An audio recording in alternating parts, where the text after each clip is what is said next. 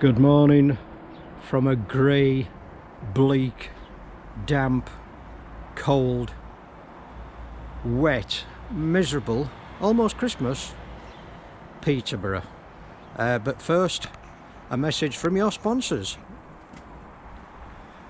So, Merry Christmas to everybody. Merry Christmas, everyone. And thank you for your subscriptions and your likes and your comments and watching us. visits. And watching us, yeah. So it's been very exciting. Here's to a prosperous 2023. And thank you very much. Christmas, everyone. Yeah. So, what have we been up to?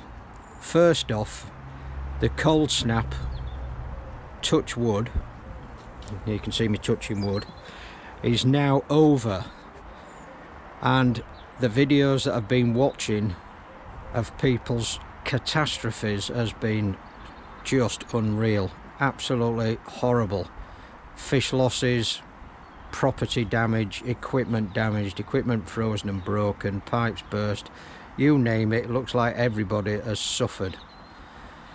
So where are we at Cattanai Koi Pond? Well, let's have a look at the fish. The fish are all shoaled up. I'll just have to be quiet because I don't want to spook them. So there you go, they're all just sat in the shallow end, surprisingly enough, but the temperatures have warmed up. Condensation everywhere, as you can well imagine. The change in temperature from the -2, and we were lucky at -2, to the +14 just created an absolute shower of condensation. What has actually happened in here? Well, first off, the pond temperature is now a balmy 5.1. Let's see, how much have I turned off? Just about everything. I have the 20,000 pump running and the filter and one air pump. Everything else has been turned off. So the shower, the upflow filter and 2 pumps. So basically 2 lines of thinking. A, the power that we're having to pay for at the moment is just ridiculous, so we've got to start making savings. And B, rightly or wrongly, and there is an open debate, open forum about this, is some people leave the showers on and upflow filters and some turn them off. I've turned everything off, including my UV. The fish are checked every day and water checks are done every week, and there has been no issue at all. Fish are still happy and upright. Oh, one small thing.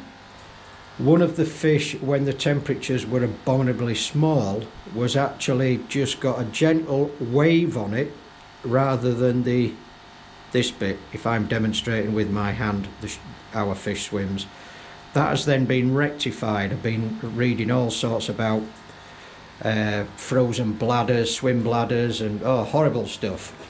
Anyway, moving on. I'll just lift this up. Sorry about the jumping all over the place. So as you can see, the UV's off. That is going to be replaced next year. 75 quid I think they're up to now. The drum was actually frozen on the exposed areas until it was due for a clean, which was initially, it was quite frightening, thinking, oh my god, what's going to go wrong with this? No problem. It's now, the temperatures are back to normal and it's defrosted. The biological side continues to be pumped with air. However, I reckon there's nothing in there to be biologicalized. I've just made up a new word. I found a little bit of damp just down here about a week ago, and I had in my mind that this was leaking. However, the next few days after that, the amount of condensation that was dripping off just about everything allayed my fears to the fact that it's just damp. Inside the skimmer, that's working tickety-boo, and the supply of the house water to here, probably due to the fact that it's buried underground and it's in this greenhouse, has prevented that from freezing, so the auto top-up system and the hose pipe are working absolutely fine. So far so good. This door has been kept closed all the time, so we're not going to have any major drops in temperature in here. However, it's just condensation and raining on just about everything, so thankfully there's nothing in here to rust of any importance. Well, little walk outside. I'll go down the garden. Nothing much to see, but everything's just so wet and grim. At one point I did have the scaffolding cover that I mentioned in a few videos ago, which is 2 meters by 6 meters. I had that over the top of this net just to provide some kind of cover, but then the rains came and it basically just sank straight into the pond. What was I trying to achieve by not replacing the covers for winter? I was just wondering.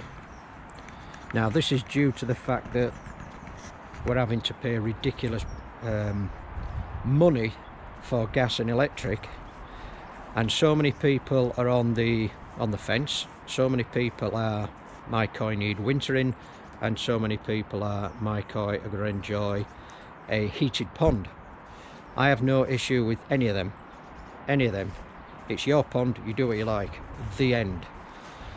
I'm not in the financial position to have a heated pond, as many of us aren't, and instead of trying my best to cover the pond, I didn't have anything to cover it with, and the prices of polycarbonate were ridiculous.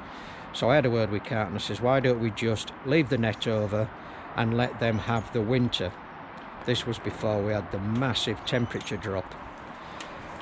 So far so good, and here I am touching more wood. The fish are absolutely fine. It sort of gives you a little bit of the willies when you see people losing fish with the massive drops in temperature. I think -8, -9 I've been reading about, which are just incredible. That did put, you know, the frighteners on you to a point where I thought, no, stick it out, keep an eye on the fish, make sure they're okay. And like I said, they seem to be doing okay. The bottom pond, everything turned off down there, but I think you can just see in the gloom we've got goldfish moving around. This was absolutely frozen solid, so we had to make a hole in the ice for the gaseous exchange, so that was sorted out. I think there's about 50 goldfish in there, so way overstocked. The garden itself, cat's bit, completely trashed with the weather. I think the entire proportion of leaves falling off this tree are now all in the garden. So it's a bit of a quagmire, a bit of a dump. Looking forward to warmer weather. Right, I've bored you enough. Time to go. I'm going down to Oxford, or the Oxford area, very shortly, so I'm looking forward to that. But I'm on the railway tomorrow and looking forward to that too. So in the meantime, just reiterating what Kat said at the start of this video, Merry Christmas to everybody. Hope you get any problems in your pond solved due to the cold weather. Hope your fish losses are zero or very, very low as possible. And big thanks to Lee Hadfield. I got your mug a couple of days ago, mate. Had a cup of tea out of it. Poker. Anyway, in the meantime, 3-4 jabs. It's going to be a jab every year now, isn't it? Yeah, about 4 or 5 jabs. Look after your family, have a safe Christmas, stay warm, don't spend an awful lot of money on gas and electric, try and save it best you can, and goodbye.